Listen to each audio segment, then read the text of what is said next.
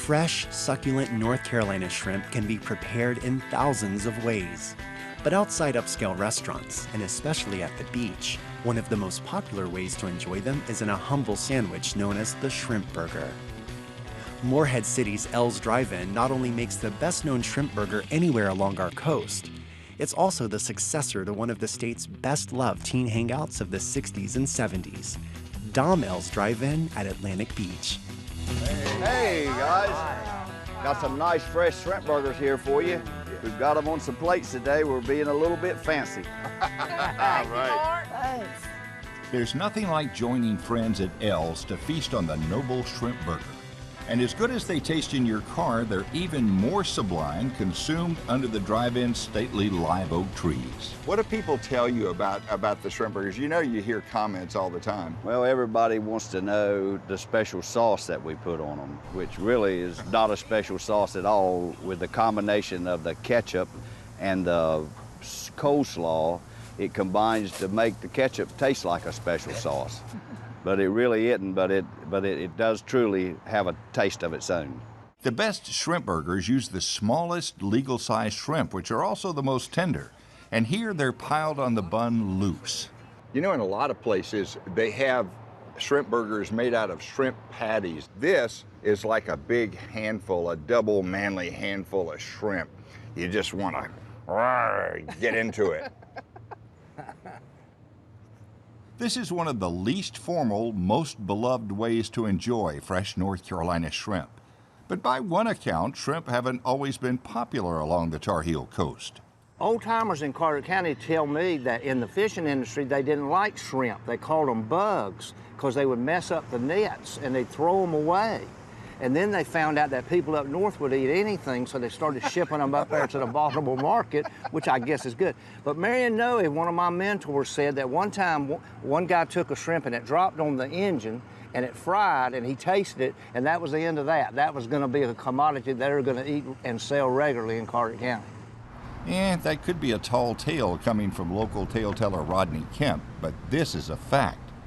By the time Connecticut Yankee Dominic Femia finished his Marine Corps hitch nearby, married a local girl, and settled in Morehead City, shrimp and shrimp burgers were hot.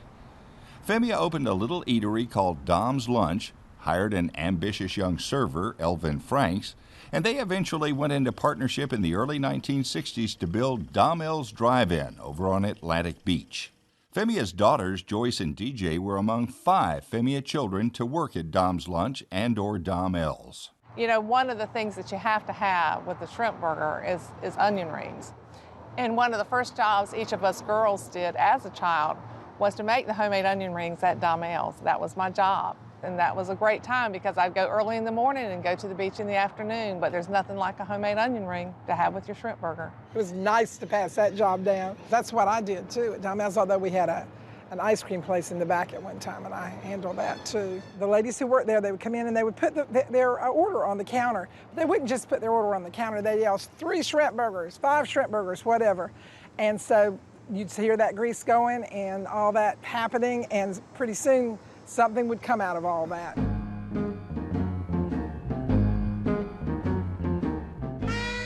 There was even a live Saturday night radio show with an audience of locals and teenagers from all over the state who were visiting Atlantic Beach with their families. Everything I could remember was when WBMA sponsored Dom L's Night Train right on top of Dom L's. And it was just part of the landscape, not only for people around here, but for people who came into town. Live from the top of Dom L's on the causeway of Atlantic Beach, it's Night Train. And then they would play the music, and I can still remember that music. If you played your cards right, you could request a song for your date in the car and play it, and they'd say her name.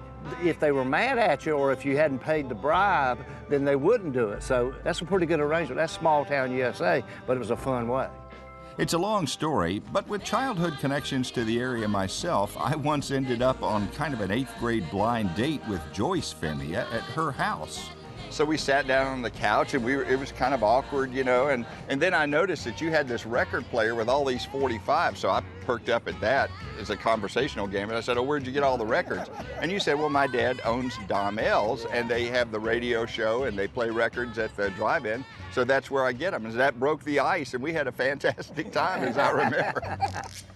And after more than a half-century, there are still thousands of other stories revolving around Dom-Ells. About how people met their spouse, had their first date, or just remember the fun times, or, you know, going to the pavilion and then coming stopping by Dom-Ells on their way home for a great night on Atlantic Beach. Dom Phemia, the guy from up north, had become one of Morehead City's most well-loved residents by the time he died in 1973. Elvin Franks had left to open Ells several years earlier. And under the direction of his son Mark, Ells Shrimp Burgers are as legendary as ever.